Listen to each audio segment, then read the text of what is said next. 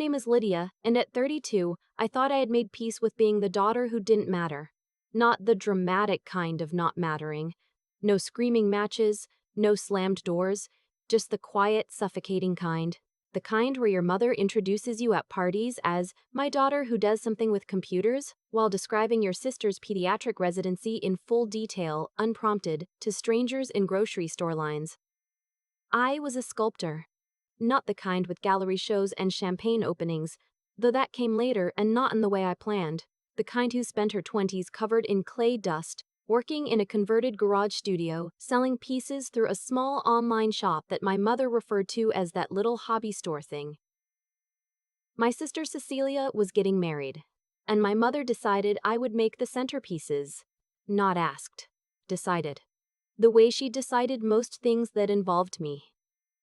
Before I get into that, if you've ever had someone use your passion against you, turn the thing you love into proof of your worthlessness. Hit that subscribe button, because you're going to want to see how this ends.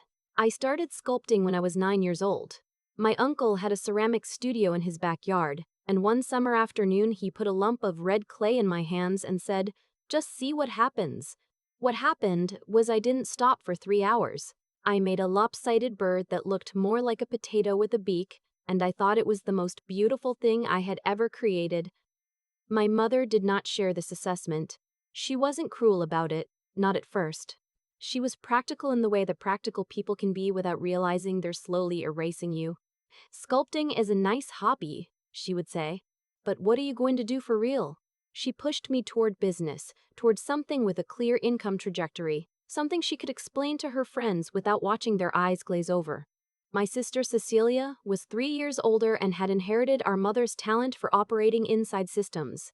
She understood exactly what was expected and delivered it efficiently and gracefully.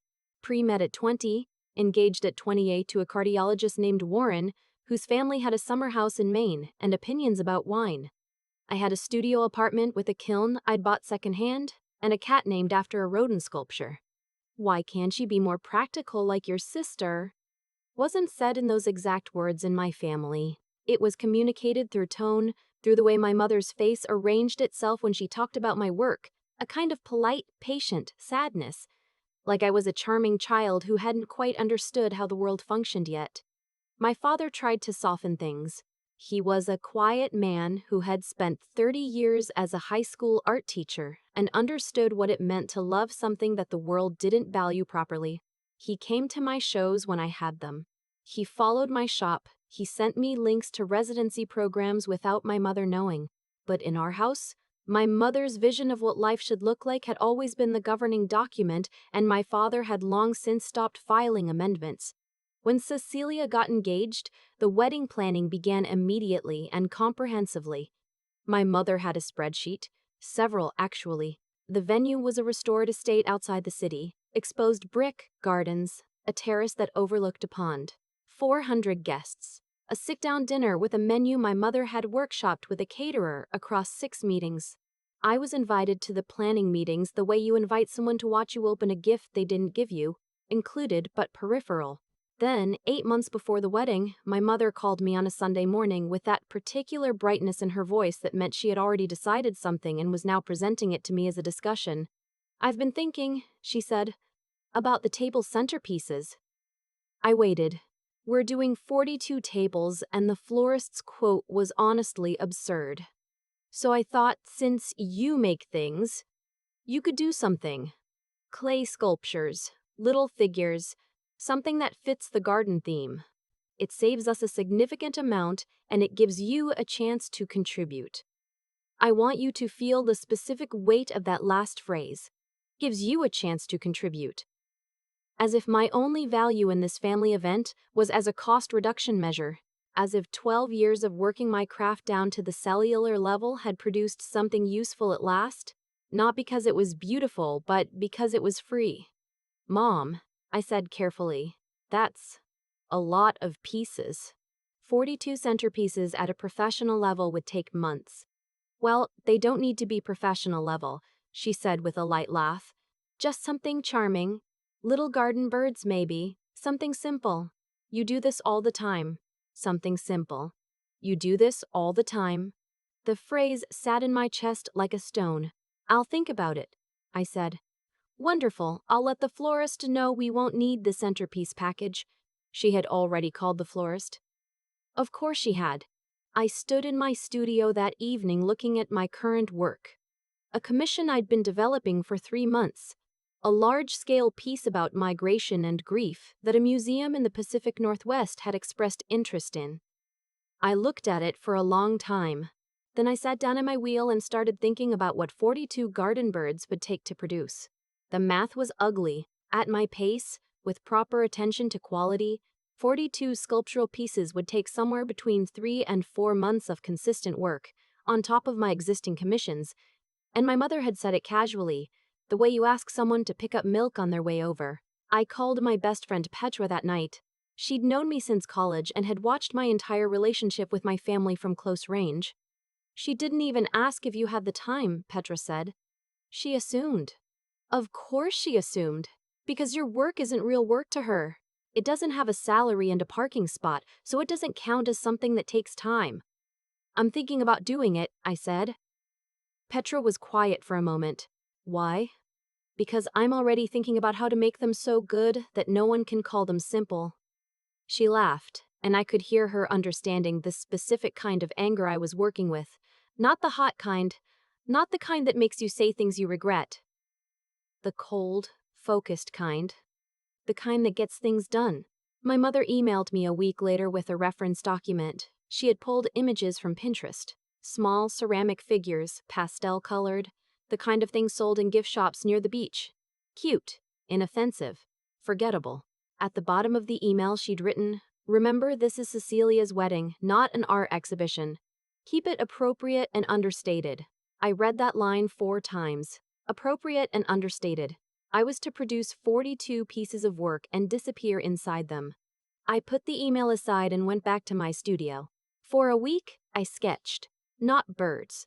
Not pastel gift shop figures. I sketched something I'd been thinking about for years. A series exploring the relationship between flight and rootedness. Birds mid-transformation, caught between earth and sky. Technically demanding, emotionally complex, the kind of work I made when I was making something real. The question that stopped my hand mid-sketch was simple: did I dare? My mother had given me specific instructions. She had made clear what I was supposed to be at this wedding. Useful, quiet, easy to explain. The same thing she had always wanted me to be. I thought about the museum inquiry in the Pacific Northwest. I thought about Petra saying your work isn't real work to her.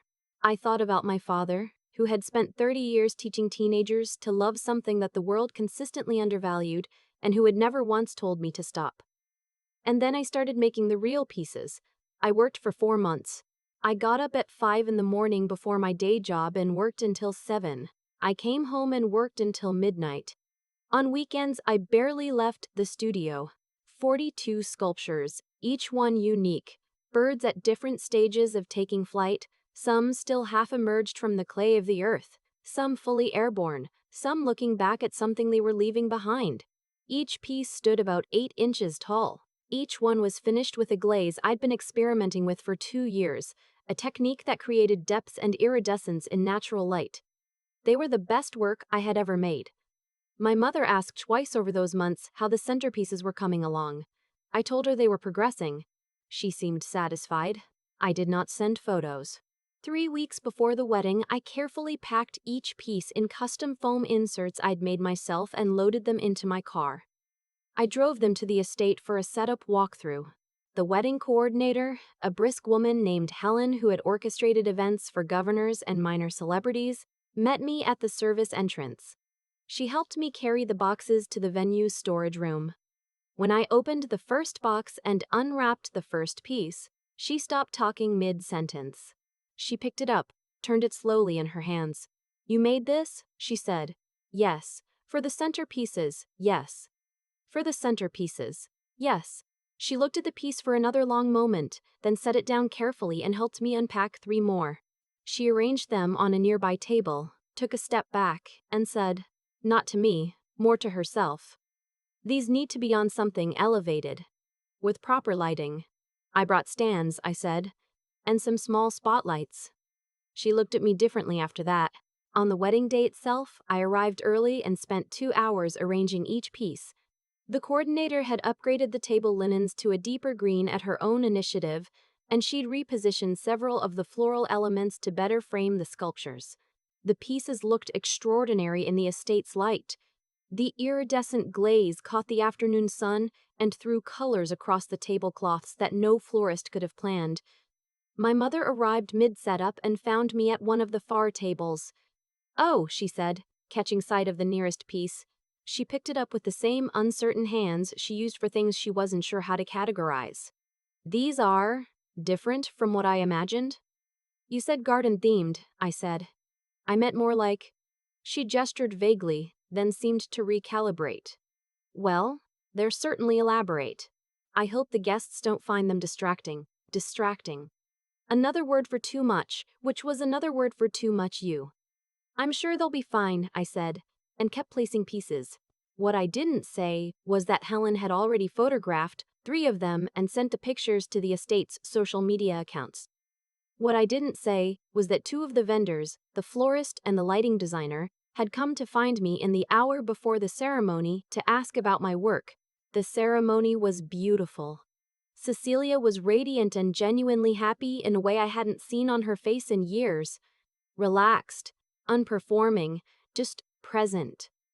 When she and Warren exchanged vows, I cried. Whatever complications existed in my family, she was my sister. And this was real. When guests moved to the reception terrace for cocktail hour and then filtered into the dining room, the sculptures were waiting for them. I still remember the casual shrug as she handed Terusiv, and I watched it happen. It didn't happen the way things happen in movies, with one dramatic gasp and a crowd gathering. It happened table by table, quietly at first. Someone picking up a piece, tilting it toward the light, calling the person next to them over to look. A hum of conversation building. By the time the first course was served, the sculptures were the shared language of the room.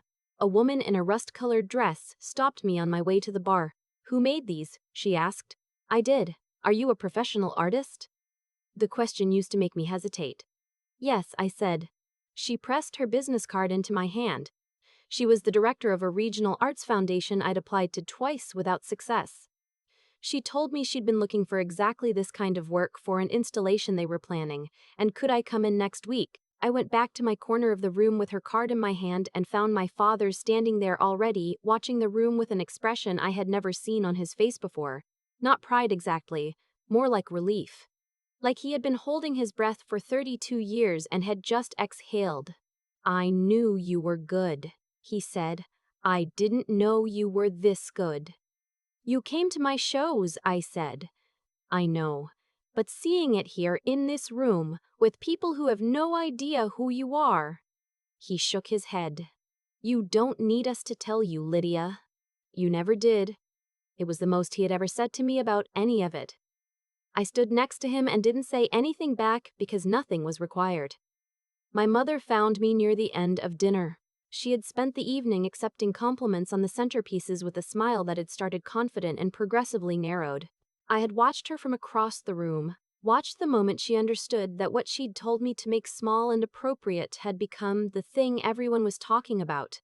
She came to me with that same careful brightness she'd had on the phone 8 months ago, but underneath it, something was different. Something had shifted in the architecture of her control, and she knew it. "People seem to like the pieces," she said. "Yes. Someone at my table asked if they were available to purchase. A few people have asked." She smoothed her dress.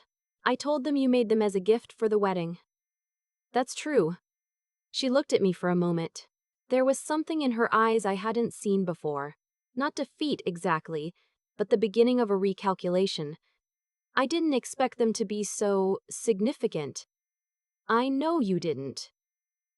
"I meant," she started, then stopped. "They're very beautiful, Lydia." From my mother, that sentence cost something real. I could feel its weight. "Thank you," I said. Simple. No further opening. She started to say something else. Then Cecilia appeared at her elbow, flushed and happy, and pulling her toward the dance floor where Warren's parents were attempting to learn a line dance. My mother allowed herself to be redirected, looking back at me once over her shoulder. The look said something she hadn't learned the words for yet. That was fine. I wasn't waiting for her to find them. Later that night, after the formal reception ended and the closer family lingered over the last of the wedding cake, Cecilia found me alone on the terrace with a glass of wine, looking out at the pond. She stood next to me without saying anything at first. Then, I had no idea you were going to do something like this. Mom wanted simple. Mom doesn't always know what she wants until she sees what she almost didn't have. She paused. I've been thinking about what you said once, about how I always got credit for performing, and you never got credit for creating. I think I finally understand what you meant. I looked at her. When did I say that? Christmas, about 4 years ago. You'd had 2 glasses of wine and you probably don't remember. But I did. She turned her glass slowly. I'm sorry it took me this long to say so. We stood there until the catering staff began dismantling the last of the tables. Before we went in, Cecilia said, don't let them go back to treating you the same. Whatever happened tonight, don't let them make it small afterward. She knew our mother as well as I did, probably better.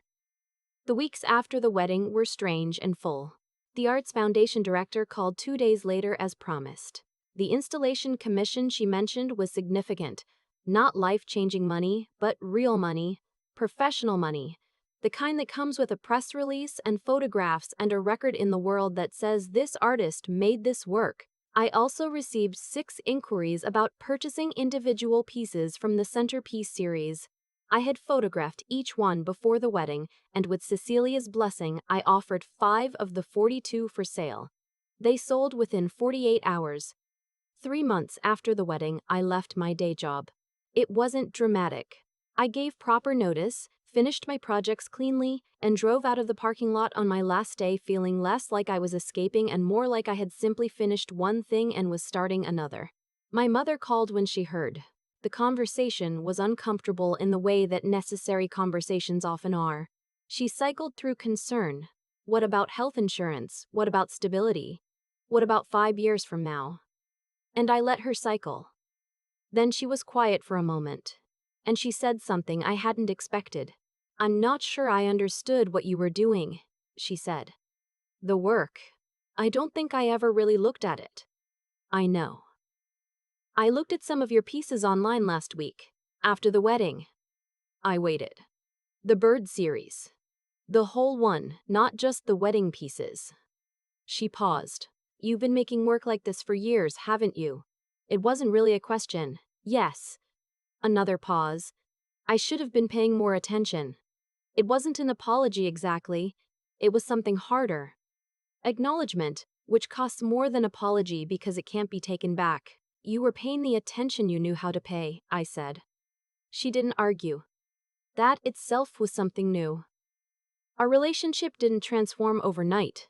She still defaulted to practical concern as her primary language of love, still occasionally said things that required me to quietly redirect her.